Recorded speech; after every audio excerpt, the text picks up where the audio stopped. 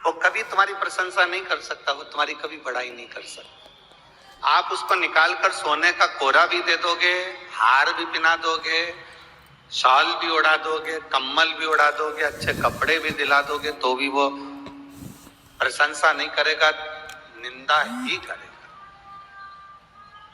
निंदा। तो शिव महापुराण की कथा कहती है, एक बार माता पार्वती और देवाधिदेव महादेव भगवान शिव दोनों भ्रमण के लिए निकल कर जा रहे थे, दोनों घूमने के लिए जा रहे थे, दोनों चल दिए भ्रमण की ओर आगे बढ़ गए। भ्रमण करते करते जंगल के अंदर प्रवेश कर गए। भ्रमण करते करते वन में, एक जंगल में प्रवेश करे।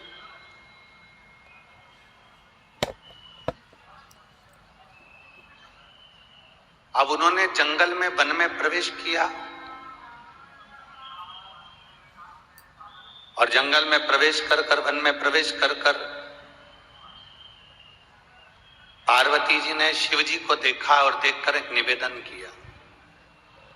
पीछे के चोंगे उनकी सब आवाज बढ़वा दीजिए। पीछे के जितने चोंगे लगे हैं सबकी आवाज बढ़ाओ, पीछे वालों को आवाज जाना चाहिए।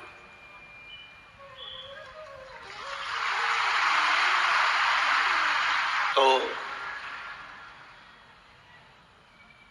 पार्वती जी ने और शिव जी ने भ्रमण करते करते वन में घूमते घूमते जंगल में प्रवेश किया, वन में प्रवेश किया।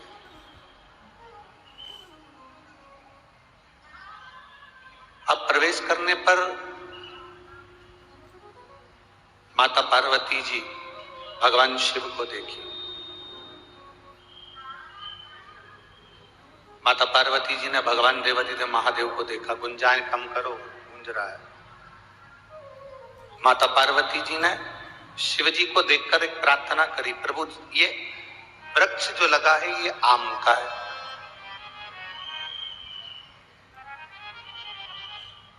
फिर पार्वती जी ने कहा ये वृक्ष जो लगा है ये अनार का है। पार्वती जी ने फिर कहा कि ये वृक्ष जो लगा है ये जाम का है। पार्वती जी ने फिर कहा ये वृक्ष आम का है, ये अनार का है, ये जाम का है, ये वृक्ष मौसम्बी का है, ये वृक्ष संतरे का है। ये संतरे का वृक्ष है, ये मौसम्बी का वृक्ष है, ये पार्वती जी बोलती।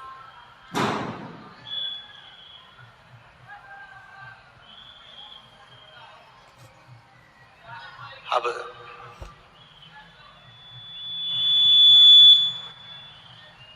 थोड़ी दूर चलने पर माता पार्वती जी को एक बमूल का वृक्ष मिला।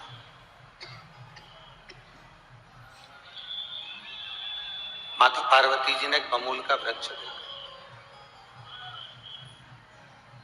और माता पार्वती जी ने जब बमूल का वृक्ष देखा तो उस बमूल के वृक्ष को देखकर माता पार्वती जी स्तुप्त हो गई। थोड़ी देर खड़ी रही।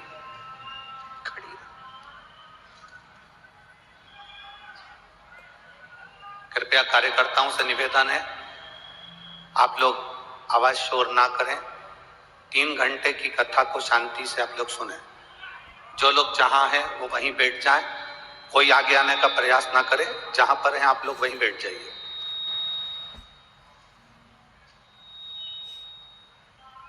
पार्वती जी ने थोड़ी देर बाद बमूल का वृक्ष देखा। बमूल का,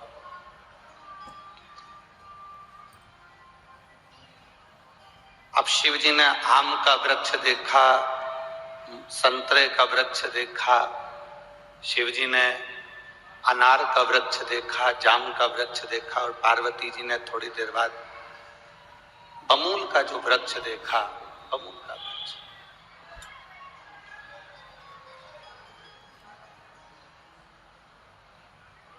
जब बमूल का वृक्ष माता पार्वती जी ने देखा तो शिव जी से देखकर कहा ये बमूल का पौधा, ये वृक्ष देखिए।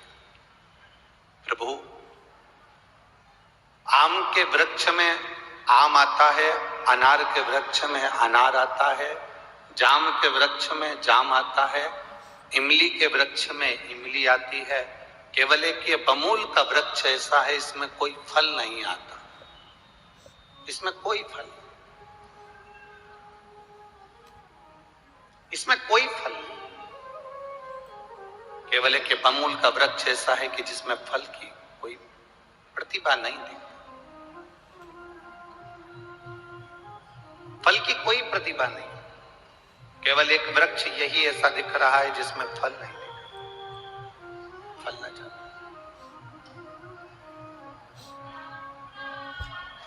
शिवजी ने पार्वती जी से पूछा कि तुम चाहती क्या हो, वो बताओ, तुम क्या चाहती, आप चाहती क्या हो वो हमें बताओ, क्या चाहती।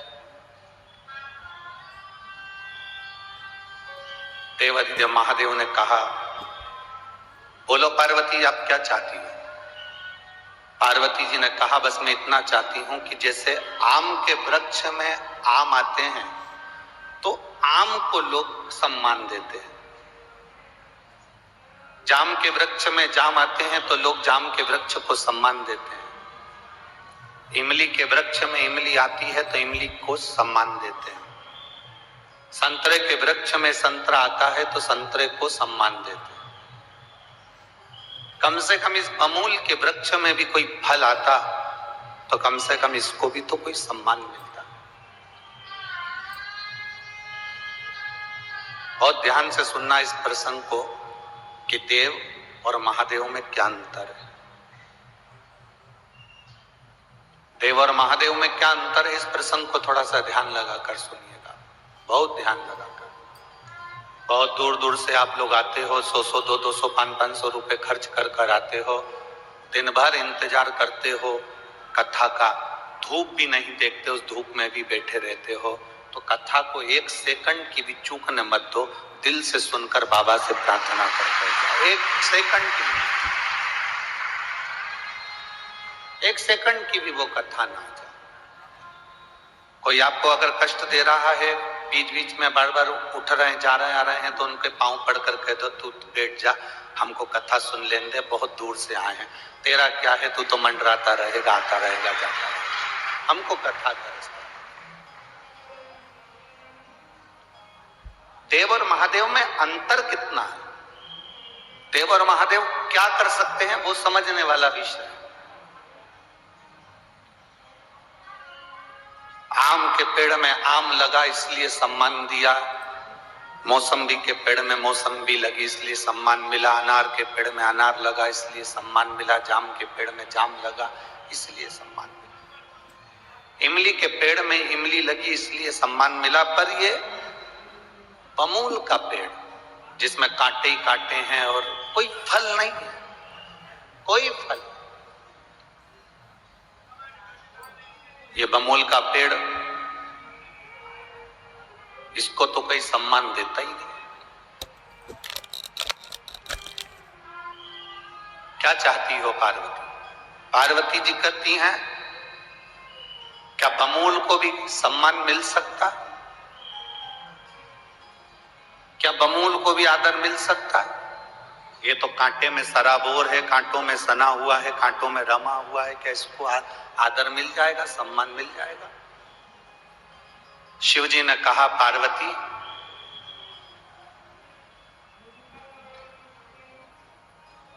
मैं क्या वर्णन करूं, दोनों के बाद संवाद हो रहे थे और उसी बीच में देवऋषि नारद का आगमन हो गया। श्रीमन नारायण, देवऋषि नारद बना।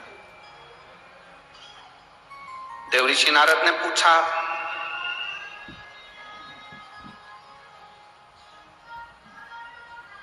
आज देवी और देव में क्या बात हो रही है?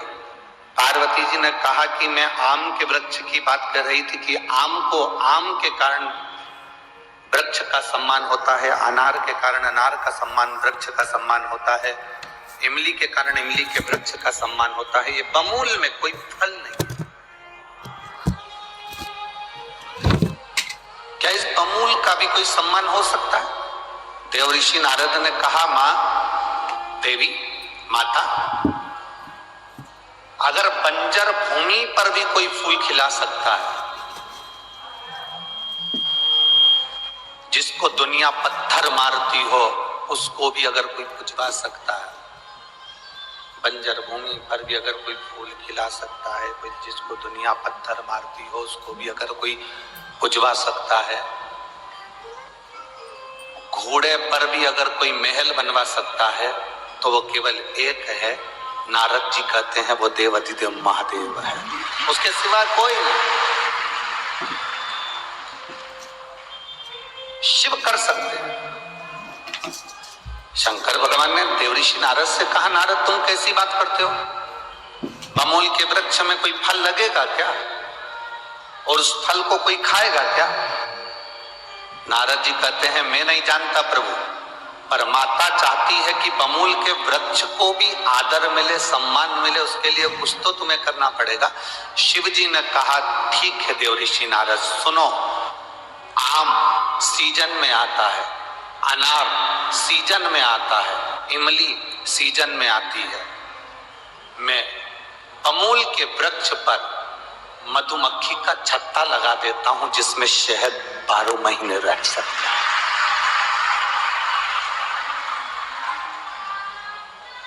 12 महीने शहद रह सकता है।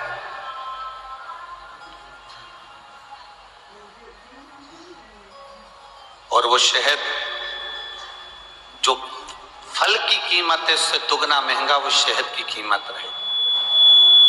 बंजर में भी फूल खिलाने का सामर्थ्य मेरे देवाधिदेव महादेव में है। दुख की घड़ी में खड़े होकर दुख मिटाने का सामर्थ्य मेरे देवाधिदेव महादेव में है। कष्ट की घड़ी में कष्ट को समाप्त करने का सामर्थ्य मेरे देवाधिदेव महादेव में है। और वो सामर्थ्य जितना देवाधिदेव महादेव में है वो सामर्थ्य देवाधिदेव महादेव ने आपके एक लोटे जल में दे रखा है कि जल चढ़ाते से तुम्हारा दुख समाप्त हो सकता है। जल चढ़ाते ही तुम्हारा वो दुख मिट सकता है। एक पत्र आया है, बहन जी ने दिया है,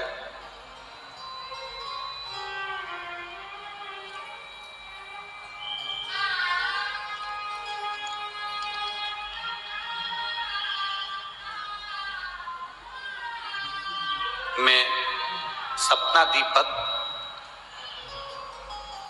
पुरोधी सप्ले जिला न्यायाधीश शिवाजी नगर जिला जलगांव, मोबाइल नंबर मेरा ये। श्री शिवाय नमस्तु। आज पहली बार किसी जज महोदय ने पत्र भेजा है, उसके लिए आपको बहुत बहुत साधुवाद है, धन्यवाद। मैं इसके पहले सरकारी वकील के पद पर थी और बाबा की कृपा क्या होती है मैं इस पत्र के माध्यम से बताना चाहती हूं। गुरुदेव, मैं हमेशा जज बनने का प्रयास करती थी पर कुछ नंबरों के कारण रह जाती थी। फिर मेरी माँ ने मुझे बोला तो शिवजी पे एक लोटा जल चढ़ाया कर। मैं न्यायालय जाती, पढ़ाई करती, एक लोटा जल शिवजी को चढ़ाती। मेरी 3 परीक्षा हुई। उस परीक्षा में मैंने बाबा को प्रणाम करा, बेलपत्र शहद का शिवजी को समर्पित कर शंकर भगवान को जल चढ़ाया। आज बाबा का मैं क्या गुणगान करूं गुरुदेव। मेरे बाबा ने मुझे एक लोटे जल का फल दिया और मुझे जज बना दिया। मैं बाबा को धन्यवाद देता हूं।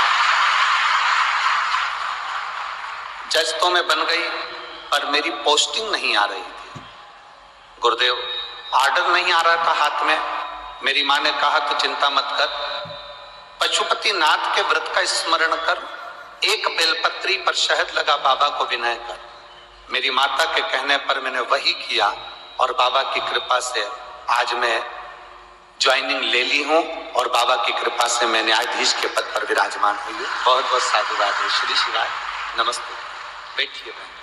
शिव तत्व औघड़ी शंभु शंकर इसी को कहा।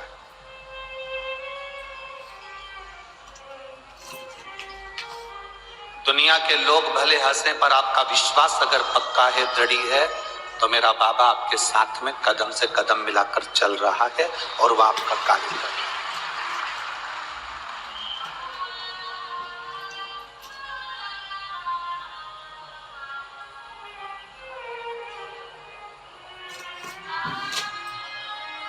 मेरे बाबा दया करना, मैं तेरे भरोसे, भोले बाबा दया करना, मैं तेरे भरोसे, ना घर के भरोसे हूँ, ना परिवार के भरोसे हूँ, मेरे बाबा दया करना, मैं तेरे भरोसे, भोले बाबा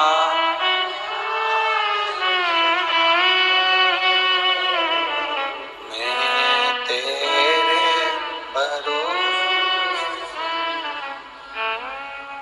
हम दुनिया के लोगों के कहने पर भले भटक जाएं, हम दुनिया के लोगों के कहने से भले इधर उधर चले जाएं, और शिव महापुराण की कथा कहती अपना विश्वास टूटना नहीं चाहिए, अपना भरोसा मत टूटने दो। वो बमूल के वृक्ष को भी कीमत वाला बना देता है, शहद का छत्ता लगाकर, भले उसमें फल ना लगे। हम अगर बमूल के वृक्ष जैसे हैं, हम में कोई क्वालिटी नहीं है, मान लो हम बेकार भी हैं, पर कब मेरा शंकर हमारे को शहद का छत्ता लगा दे, कब हमारी कीमत बढ़ा दे, ये उसी के ऊपर निर्भर करता है, किसी दूसरे पर निर्भर नहीं करता। ये उस एक पत्र हो रहा है,